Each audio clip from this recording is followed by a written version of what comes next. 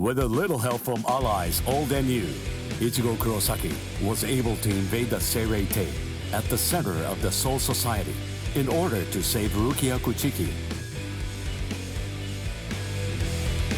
Despite the growth his allies saw in the battle against powerful foes, the road to rescue Rukia was a long one, with Uryu Ishida and Yasutora Sado passing out along the way. A shocking development occurred. An urgent message from Seirei-tei brought news of the unnatural death of Sosuke Aizen, the captain of Squad 5. The Soul Society was drawn into chaos, wrought by our hero's invasion of the Seirei-tei.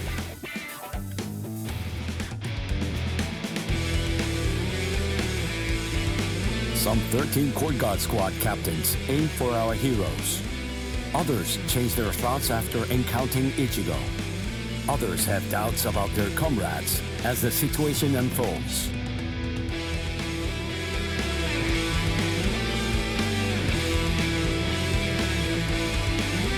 Captured by Soul Reapers, Ishida, Chad, and Gunju trust in Ichigo and lay low in jail.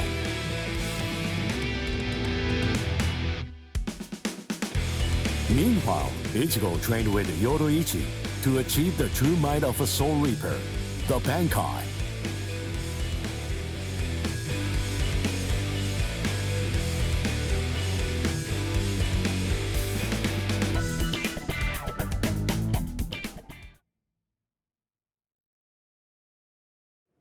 It's daybreak. Just 2 days are left now. Ichigo has improved rapidly in the short time he's been training. Compared to the average Soul Reaper, his pace has been astonishing. But that improvement only applies to his combat skills. His spirit energy hasn't increased much at all. At this rate, can he truly master Bankai in 2 more days? Should I extend his training further? It might be something to consider. In the time since we got here, we've come to learn that the timing of Rukia's execution was cut by 5 days to 25. So that means that even after 3 days of training, we'll still have another 8 days to spare. Since that's the case, extending his training is more than possible. But should I? That's the real question. It took Kisuke 3 days for him to be able to achieve Bankai, and he was of the mind that spending any longer on it would actually prove to be dangerous. I'm not sure about Ichigo's Konpaku. I'm not entirely confident that it can withstand the extra days of training.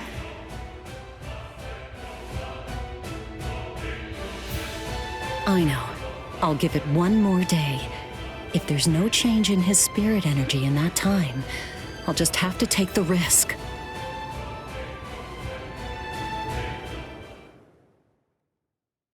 Rukia Kuchiki, it's about the day of your execution. You see, it's been changed once again. The execution will be tomorrow.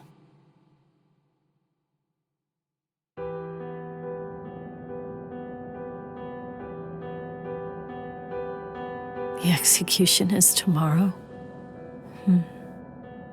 But before the execution arrives, I'll make a request. I'll ask them to return Ichigo and the others safely to the world of the living. I am from the Kuchiki clan after all. Given that, they just might honor my request. The execution is tomorrow. It came as a shock to me, of course. But strangely, I wasn't sad. It must be because of the dream I had last night. It must be because of my dream about the night that I'll never be able to forget. Lieutenant! Kyan!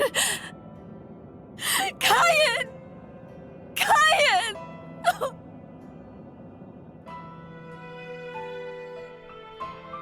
That memory, it's one from when I'd just become a Soul Reaper. A memory of days long past. After I was adopted into the Kuchiki clan, I was given special treatment, and I was allowed to enlist in Squad 13. The other squad members almost immediately singled me out and became cold. They began to distance themselves from me, except one. The only person who made me feel like I belonged was none other than Kaien Shiba. He was Squad 13's lieutenant. He was also my immediate superior. It was an ordinary greeting, an ordinary chewing out, an ordinary relationship between superior and subordinate. But ordinary was exactly what I wanted. It's what I'd been searching for. It felt nice, just being around him. It made me feel so comfortable. But regrettably, those ordinary pleasant days didn't last long. Soon enough, they were brought to a very abrupt end. It all started when a hollow recon mission went awry. We'd received the dreadful and unexpected news that Kaien's wife, Miyako, had tragically been slain by an enemy hollow. Kaien volunteered for the combat squad to go after the hollow that had killed his wife. Captain Ukitake and I both joined him. We made our way to the mystery hollow's nest. Captain, please, sir, let me go alone. Even now, I remain full of questions about that day. Why didn't I try to stop him? Why didn't I try to do more?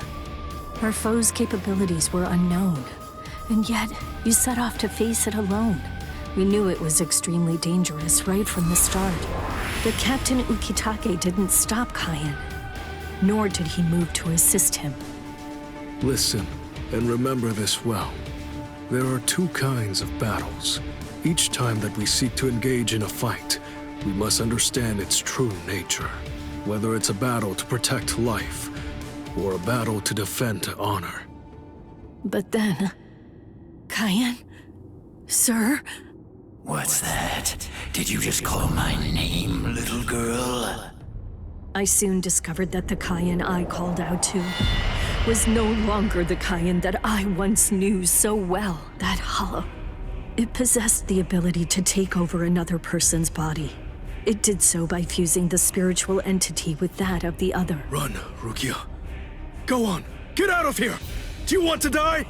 When I heard the sound of Captain Ukitake's voice, I simply fled. Why, I asked myself, why is this happening? Lieutenant Kaien! But before I realized what I was doing, I had returned to face it again. Of course, I had no plan in mind at all. Deep down, I knew that I couldn't just give up and run away. I knew I had to do whatever I could to try and save the lieutenant. Kill him! Do it! He isn't Kaien anymore! From that point onward, my memories aren't very clear. But I know that when I came to, my Zanpakuto was embedded in Kaien's chest. His form slumped over my shoulder. Captain, thank you very much. I appreciate you allowing me to fight. Rukia, I owe you an apology. I'm sorry that I ever got you into this mess. You must have been scared. Thank you. I'm grateful. Because now, I can leave my heart behind. No. There's nothing to thank me for. Nothing at all. I ran away because I was afraid to fight against you. The fact is, the only reason that I came back is because I couldn't stand my own cowardice. I only used my blade because I couldn't bear it any longer. I couldn't stand to see you suffer. I did it all out of selfishness. I did it for myself.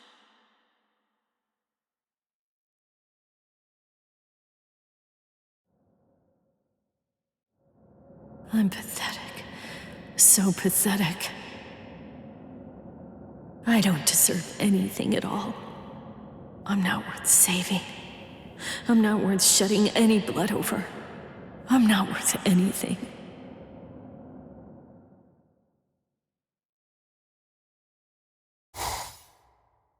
Byakuya! We have a problem. Rukia's execution has... I know.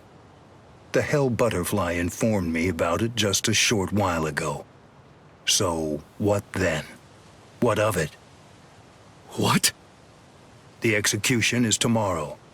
If that is the decision, then I have no choice but to accept it. Don't bother me with such petty matters. Now, if you'll excuse me. Why, you're heartless! Didn't you hear what I said? Doesn't it mean anything to you? It's tomorrow! Tomorrow! By noon tomorrow, your very own sister will be...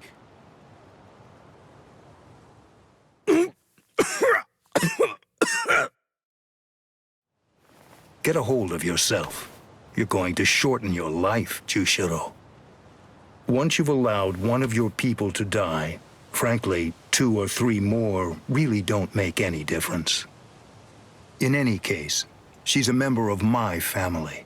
It really has nothing to do with you. It's not your concern whether she lives or dies. Please don't do anything foolish.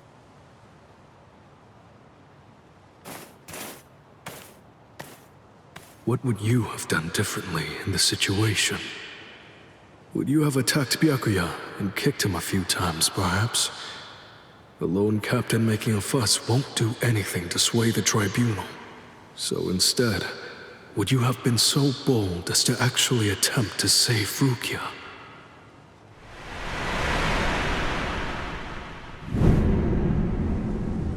No, most likely you wouldn't have done either of those things.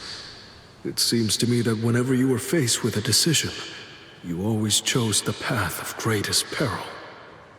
Isn't that right, Kaien?